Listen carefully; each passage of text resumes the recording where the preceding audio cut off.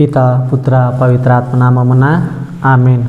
ప్రియమైన దేవుని బిడ్డలారా, క్రీస్తునాథునందు సహోదరి సహోదరులారా, ఈరోజు మనందరము కూడా తపస్కాలములోని మొదటి ఆదివారంలో ప్రవేశించి ఉన్నాం. మరి యొక్క మొదటి ఆదివారములో పట్టణాలను గమనించుకున్నట్లయితే ఒకే విధముగా శోధింపబడిన ఇద్దరు వ్యక్తులను మనం చూస్తూ ఉంటాం. కానీ ఫలితాలను వేరువేరుగా మనకి కనబడుతూ ఉన్నాయి. దానికి గల కారణము ఒక మనిషిలో ఉన్న కోరిక దైవత్వమును దైవ భయమును అలవర్చుకొని దానిలోని పుట్టుకొచ్చినట్లయితే అది ఆ మనిషికి జ్ఞానమును విజ్ఞానం వైపు నడిపిస్తూ ఉంది. మరి అదే కోరిక దుష్ట వాంఛల నుంచి దురాశల నుంచి అలవర్చుకొని దురాశల నుంచి ఉద్భవిస్తే అది పాపమునకు కారణమవుతూ ఉంది. ఇదే మాటను పునీత యాకోబు గారు రాసినటువంటి లేఖలో 1వ అధ్యాయము 14-15 వచనాలలో ఆయన పలుకుతూ ఉన్నారు. దుష్ట వాంఛలైతే ఎవరైతే ఆకర్షింపబడతారో వారు ఆ వాటి యందు చిక్కుబడి అది పండి పాపమై ఉంటుంది అని. మరి ఆ పాపము పరిపక్వమై మృత్యువునకు కారణమవుతుంది అని వారు సంబోధిస్తూ ఉన్నారు. దేవుని బిడ్డలారా, అది ఈరోజు మొదటి పట్టణంలో మనం చూస్తూ ఉన్నాం.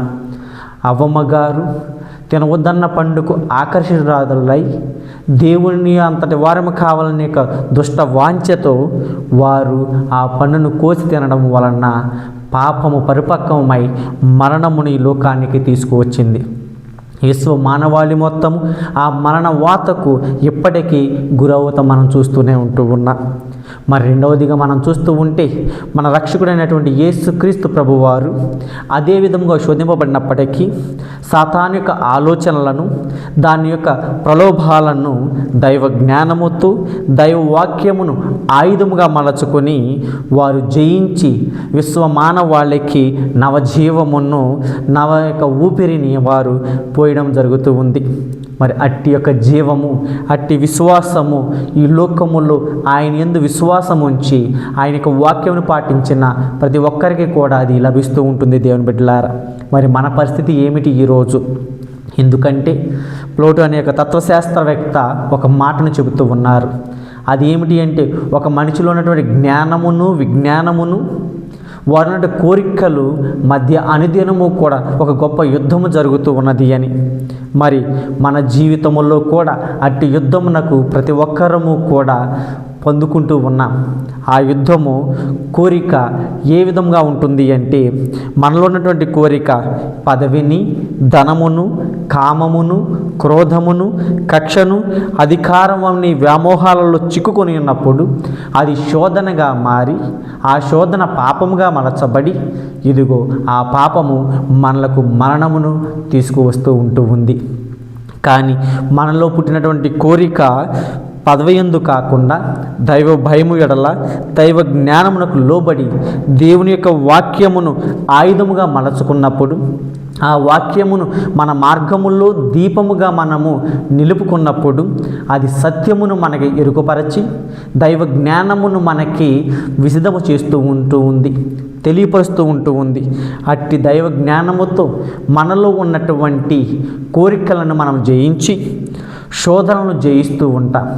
ఏ విధముగా అయితే క్రీస్తు ప్రభువారు శోధింపబడినప్పటికీ వాటిని జయించి ఉన్నారో, తనను తాను జయించి ఉన్నారో, అదే విధముగా మనమును జయించి ఆ ప్రభువు తీసుకొచ్చినటువంటి రక్షణలో పాలు పంచుకుంటాం. ఒక మాటలో మనం తెలుసుకోవాలి అంటే ఎవరైతే తనను తాను జయిస్తూ ఉంటాడో, తనలో ఉన్నటువంటి కోరికలను జయిస్తూ ఉంటాడో అట్టి ప్రతి ఒక్కరూ కూడా క్రీస్తులో భాగమై దైవ వాక్యమునే మార్గముగాను దైవ వాక్యమునే ఆయుధముగాను మలచుకొని అవ్వమ్మ ఆదాములాగా కాకుండా మనం దేవుని బిడ్డలము, దేవుని యొక్క చెంతకు చేరవలన యొక్క విశ్వాసముతో నమ్మికతో ప్రతి ఒక్కరము ఆయన అడుగులు అడుగు వేసుకుంటూ ఆయన మరణములో మరణముగాను ఆయన పునరుత్థానములో పునరుత్థానముగాను ఇదిగో ఆయన మోక్షారోహణములో మనమును మోక్ష వారసులలాగా పయనించడానికి అది అవకాశం కుదురుతూ ఉంది. అందుకని ఈరోజు అంటూ ఉన్నారు 2వ పట్టణములో ఒక వ్యక్తి ద్వారా లోకానికి మరణం వస్తే మరొక వ్యక్తి ద్వారా లోకానికి జీవం వచ్చినది అని. మరి ఆ జీవము నీకు కావాలి అంటే జీవం తెచ్చినటువంటి క్రీస్తుని అనుసరించాలి.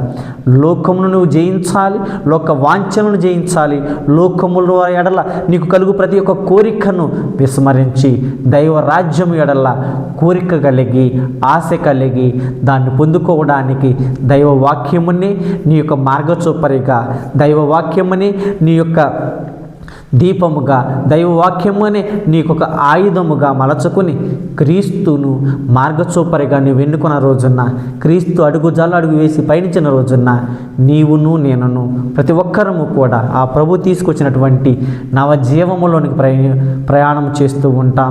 ఆ జీవమును పొందుకుంటాం. అట్టి జీవము మనకి నిత్య సంతోషమును, నిత్య ఆనందమును కలుగు చేస్తూ ఉంది.